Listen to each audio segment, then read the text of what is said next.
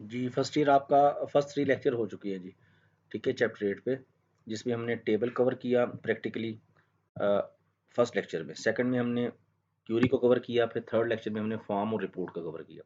तो ये जी है आपके पास उन 3 लेक्चर्स की थ्योरी। ये एक ही क्वेश्चन है हमारा थ्योरी का। क्वेश्चन किस तरह से बोर्ड में आ सकते हैं? Write a note on database objects या ब्रीफली एक्सप्लेन डेटाबेस ऑब्जेक्ट्स। तो there are basically 4 objects of database, ठीक है जी। प्रैक्टिकली भी हमने डिस्कस कर लिया। अब इसकी थ्योरेटिकल डिस्कशन जो है ये आपने प्रिपेयर करनी है पेपर के लिए। तो first object is table. Table के बारे में आप क्या प्रिपेयर करेंगे? It is the fundamental object of database, ठीक है जी। डेटाबेस का फंडामेंटल ऑब्जेक्ट है। डेफिनेटली फंडामेंटल इसलिए कि इसके बगैर डेटाबेस क्रिएट ही नहीं हो सकती, ठीक है। डाटा आपने जो स्टोर करना है उसके लिए हमें टेबल चाहिए। टेबल एक या मल्टीपल टेबल्स, ठीक है। It consist of rose and columns. Table में होता क्या है? हमारे पास रोज होती हैं हॉरिजॉन्टल, और वर्टिकली हमारे पास कॉलम्स आ जाते हैं। Rows are also known as records or tuples. ये एमसीक्यूज के लिए भी याद रखिएगा कि टेबल के अंदर जो रोज होती हैं उनको हम records भी बोलते हैं और टपल्स भी बोलते हैं। And columns are also known as fields or attributes. Column का अनदर नेम इज फील्ड, और इसका एक और नेम भी है एट्रीब्यूट। It is used. अब टेबल यूज किस लिए होता है? It is used as a backend object, ठीक है। बैकएंड ऑब्जेक्ट के तौर पे यूज होते हैं to store data of database. We can't create database without creating tables. Tables create किए बगैर हम डेटाबेस क्रिएट नहीं कर सकते। बहुत सिंपल अल्फाज में, सिंपल सेंटेंसेस में थ्योरी आपको मैंने लिख के दे दी है ये, इसको काइंडली प्रिपेयर करें। देन फॉर्म क्या है जी? It is front end object of database, ठीक है। ये हमने प्रैक्टिकली भी देखा कि टेबल का या डेटाबेस का फ्रंट एंड ऑब्जेक्ट है, ठीक है जी।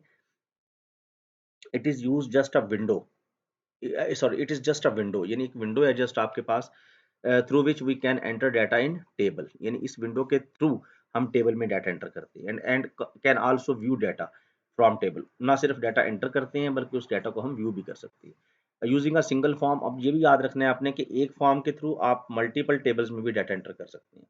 Using a single form we can enter data in multiple tables at once. Third object आपने जो प्रिपेयर करना है डेट इज क्यूरी। इसका प्रैक्टिकल भी हो चुका है।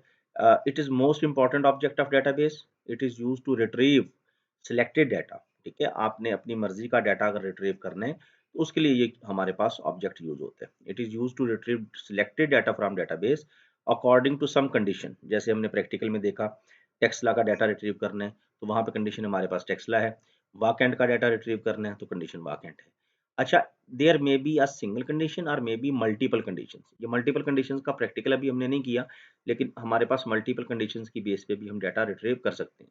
जैसे आपको कहा जाए कि उन स्टूडेंट्स का डाटा निकाल के दें जिनका सिटी वाकेंट है और फी 10,000 से लेस है।